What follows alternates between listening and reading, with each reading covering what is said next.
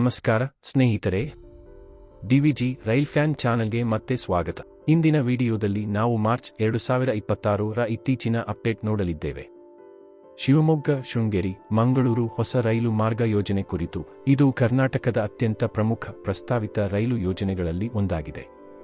ಈ ಯೋಜನೆ ಬಹಳ ಮುಖ್ಯವಾಗಿದೆ, ಏಕೆಂದರೆ ಇದು ಮಲೆನಾಡು ಪ್ರದೇಶವನ್ನು ಕರಾವಳಿ ಕರ್ನಾಟಕದೊಂದಿಗೆ ಸಂಪರ್ಕಿಸುವುದರ ಮೂಲಕ ಸಂಪರ್ಕ, ಪ್ರವಾಸೋದ್ಯಮ ಮತ್ತು ಆರ್ಥಿಕ ಅಭಿವೃದ್ಧಿಯನ್ನು ಹೆಚ್ಚಿಸಲು ಸಹಾಯ ಮಾಡುತ್ತದೆ.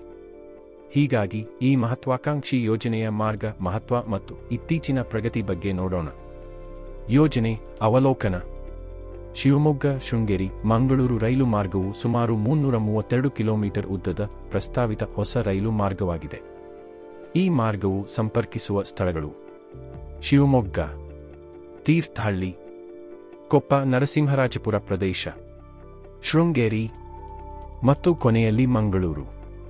ಈ ಮಾರ್ಗವು ಪಶ್ಚಿಮ ಘಟ್ಟಗಳ ಮಲೆನಾಡು ಪ್ರದೇಶ ಮೂಲಕ ಹಾದುಹೋಗುತ್ತದೆ, ಆದ್ದರಿಂದ ಇದು ಸುಂದರವಾಗಿಯೂ ತಾಂತ್ರಿಕವಾಗಿ ಸವಾಲಿನದ್ದಾಗಿಯೂ ಇದೆ. ಯೋಜನೆಯ ಮಹತ್ವ. ಈ ರೈಲು ಮಾರ್ಗವು ಹಲವು ಕಾರಣಗಳಿಂದ ಅತ್ಯಂತ ಮುಖ್ಯವಾಗಿದೆ. ಮೊದಲನೆಯದಾಗಿ, ಇದು ಶಿವಮೊಗ್ಗ ಮತ್ತು ಮಂಗಳೂರು ನಡುವಿನ ನೇರ ರೈಲು ಸಂಪರ್ಕವನ್ನು ಒದಗಿಸುತ್ತದೆ. ಇದು ಈಗಿಲ್ಲ. ಎರಡನೆಯದಾಗಿ, ಇದು ವಿಶೇಷವಾಗಿ ಶೃಂಗೇರಿ ಪ್ರದೇಶದ ಪ್ರವಾಸೋದ್ಯಮವನ್ನು ಉತ್ತೇಜಿಸುತ್ತದೆ. ಇದು ಪ್ರಮುಖ ಧಾರ್ಮಿಕ ಕೇಂದ್ರವಾಗಿದೆ. ಮೂರನೆಯದಾಗಿ, ಇದು ಆರ್ಥಿಕ ಅಭಿವೃದ್ಧಿಗೆ ಸಹಾಯ ಮಾಡುತ್ತದೆ. ಉದಾಹರಣೆಗೆ, ಕೃಷಿ ಉತ್ಪನ್ನಗಳ ಸಾಗಣೆ, ಅರಣ್ಯ ಉತ್ಪನ್ನಗಳು, ಸಣ್ಣ ಕೈಗಾರಿಕೆಗಳು ಮತ್ತು ಮುಖ್ಯವಾಗಿ ಇದು ಅಂತರ ಕರ್ನಾಟಕ ಮತ್ತು ಕರಾವಳಿ ಭಾಗದ ನಡುವೆ ಉತ್ತಮ ಸಂಪರ್ಕವನ್ನು ಒದಗಿಸುತ್ತದೆ. ಮಾರ್ಗದ ಸವಾಲುಗಳು. ಆದರೆ ಈ ಯೋಜನೆ ಸುಲಭವಲ್ಲ. ಪಶ್ಚಿಮ ಘಟ್ಟಗಳ ಮೂಲಕ ಹಾದುಹೋಗುವುದರಿಂದ ಹಲವು ಸವಾಲುಗಳು ಎದುರಾಗುತ್ತವೆ.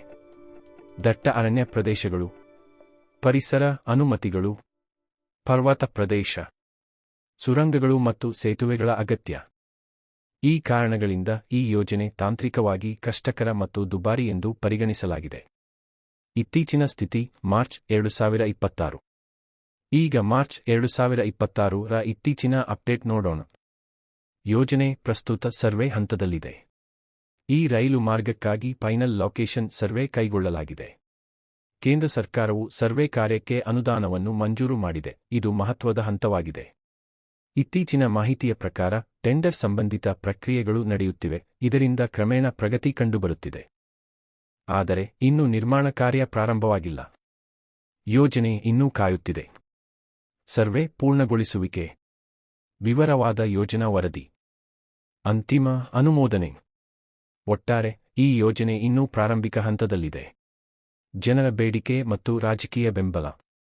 ಈ ರೈಲು ಮಾರ್ಗವು ಹಲವು ವರ್ಷಗಳಿಂದ ಬಾಕಿ ಇರುವ ಪ್ರಮುಖ ಬೇಡಿಕೆಯಾಗಿದೆ.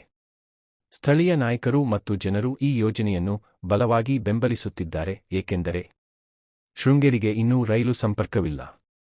ಮಲೆನಾಡು ಪ್ರದೇಶವು ಮುಖ್ಯವಾಗಿ ರಸ್ತೆ ಸಾರಿಗೆ ಮೇಲೆ ಅವಲಂಬಿತವಾಗಿದೆ. ಪ್ರವಾಸೋದ್ಯಮ ಮತ್ತು ವ್ಯಾಪಾರಕ್ಕೆ ಹೆಚ್ಚಿನ ಅವಕಾಶಗಳಿವೆ. ಈ ಮಾರ್ಗವನ್ನು ಹಾದುಹೋಗಿಸುವಂತೆ ಕೂಡ ಬೇಡಿಕೆಯಿದೆ. ಭದ್ರಾವತಿ, ನರಸಿಂಹರಾಜಪುರ, ಕೊಪ್ಪ. ಇದರಿಂದ ಹೆಚ್ಚು ಪ್ರದೇಶಗಳಿಗೆ ಲಾಭವಾಗಬಹುದು.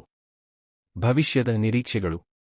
ಮುಂದಿನ ಪ್ರಮುಖ ಹಂತಗಳು: ಫೈನಲ್ ಲೊಕೇಶನ್ ಸರ್ವೆ ಪೂರ್ಣಗೊಳಿಸುವುದು, ವಿವರವಾದ ಯೋಜನಾ ವರದಿ ತಯಾರಿಸುವುದು, ರೈಲ್ವೆ ಮಂಡಳಿಯಿಂದ ಅನುಮೋದನೆ, ನಿರ್ಮಾಣಕ್ಕೆ ಬಜೆಟ್ ಮಂಜೂರು.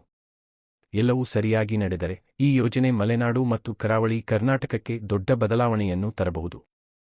ಆದರೆ ವಾಸ್ತವವಾಗಿ ಇದು ಇನ್ನೂ ಸರ್ವೆ ಹಂತದಲ್ಲಿರುವುದರಿಂದ ನಿರ್ಮಾಣ ಪ್ರಾರಂಭವಾಗಲು ಇನ್ನೂ ಹಲವು ವರ್ಷಗಳು ಬೇಕಾಗಬಹುದು. ಸಾರಾಂಶ. ಶಿವಮೊಗ್ಗ ಶೃಂಗೇರಿ ಮಂಗಳೂರು ರೈಲು ಮಾರ್ಗವು 332 ಕಿಲೋಮೀಟರ್ ಪ್ರಸ್ತಾವಿತ ಯೋಜನೆ. ಪ್ರಸ್ತುತ ಸರ್ವೆ ಹಂತದಲ್ಲಿದೆ. 2026. ಪ್ರವಾಸೋದ್ಯಮ, ಸಂಪರ್ಕ ಮತ್ತು ಆರ್ಥಿಕತೆಗೆ ಬಹಳ ಮುಖ್ಯ. ಪಶ್ಚಿಮ ಘಟ್ಟಗಳಿಂದಾಗಿ ಸವಾಲುಗಳು ಹೆಚ್ಚಿವೆ. ಈ ದೀರ್ಘಕಾಲದ ನಿರೀಕ್ಷೆಯ ಯೋಜನೆ ಶೀಘ್ರವಾಗಿ ಮುಂದುವರಿಯಲಿ ಎಂದು ಆಶಿಸೋಣ.